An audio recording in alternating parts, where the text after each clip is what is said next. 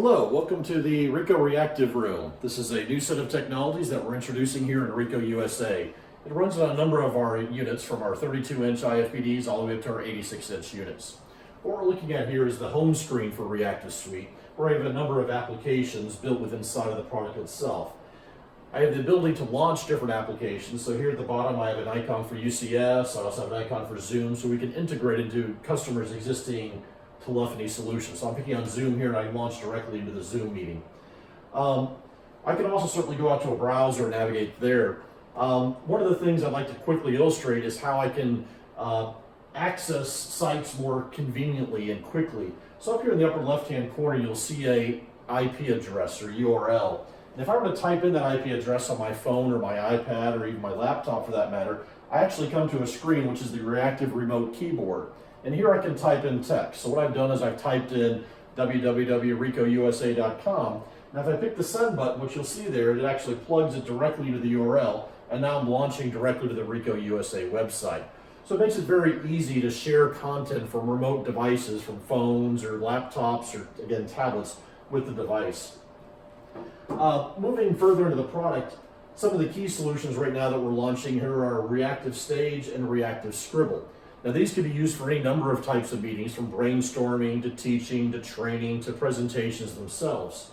I'm going to go ahead and go into Stage here, and I can have stages predefined. It could be pointing at content on my corporate network, such as box storage or OneDrive or SharePoint, or even to local storage for that matter.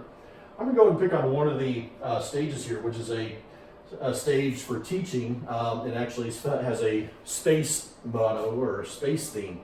And it shows you a number of documents down here at the bottom. Again, I can bring up Word files, I can bring up JPEGs, I can bring up PowerPoints. And if it is a PowerPoint such as this here, I can go ahead and go from page 1 to page 2, just like I could on a normal screen. I can resize these documents on here. And actually I have a number of documents up here now. I have Excel spreadsheets. Let me go ahead and go back here maybe to a video. And it's getting a little bit complicated. I'm going to go ahead and play the video. I'm going to go ahead and mute the audio, so that way we're not talking over the audio here. But you can see I can play videos, but I have a lot of things here, so it can become complicated fairly quickly. So I have the ability to organize the content very quickly by picking on an icon there that allows me to orientate it. But one of the great things is if you do have rooms or environments that have multiple screens, I can cast the content from this device to another screen. So as an example, I'm going to pick on the video here and merely flick it. And what you'll see there is it actually now projecting on my wall there, it's projecting this video. Now beyond just sharing content that way, I can actually annotate on top of it. So as an example, maybe I'm a scientist here, and we're in a brainstorming session, I'm saying, well, this component here isn't quite where it needs to be. It needs to be over here down below or something like that. Or even more exciting in a number of regards is maybe I have an Excel spreadsheet such as this one here, and I'm zooming in, and I can go ahead and annotate on top of this and make changes on it. And when I save this document, it actually saves it back into its native file format, the Excel spreadsheet, the XLS. So the next time I open up Excel, I'll see this document with these annotations.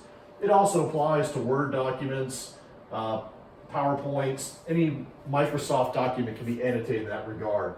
And again, I'm actually annotating directly on top of the native document. Beyond using the presentation mode of Stage here to be able to present content, share content, annotate on it, I also have Scribble. And Scribble is a whiteboarding software that allows me to annotate and brainstorm in real time with my customers. So what I have here is an infant campus. I can go ahead and zoom out and I can pan over to different areas. And one of the big differences here in Scribble is that I'm actually annotating on a plate of glass which is on top of the document. So you notice that I'm not annotating directly on the document, I'm annotating on this piece of glass in front of it. And I can save these annotations, and I'll show that to you in a minute. But one of the great things here too is, we're brainstorming here, we have some great ideas, and I'm going to go ahead and maybe enumerate them. We have steps 1, 2, 3, 4, but as in any brainstorming scenario, you have to make changes and annotations and additional additions. So I forgot steps maybe 3 and 4 here, or 3.2 and 3.3 here. So what I can do is I can create a division line and I can add segments in here. So I'm going to go and add my additional steps. I'm going to go ahead and add 3.2 and 3.3. Then we can go ahead and continue on our conversation. Now, if for some reason those steps were not necessary, I can go and erase the annotations. I can use my palm if I wanted to. I also have an eraser here where I can erase annotations on the screen. And now that I've deleted those steps, maybe I want to bring step 4 back up where it was. So I'm going to again go ahead and draw my line here, and I'm going to go ahead, oops, try that again.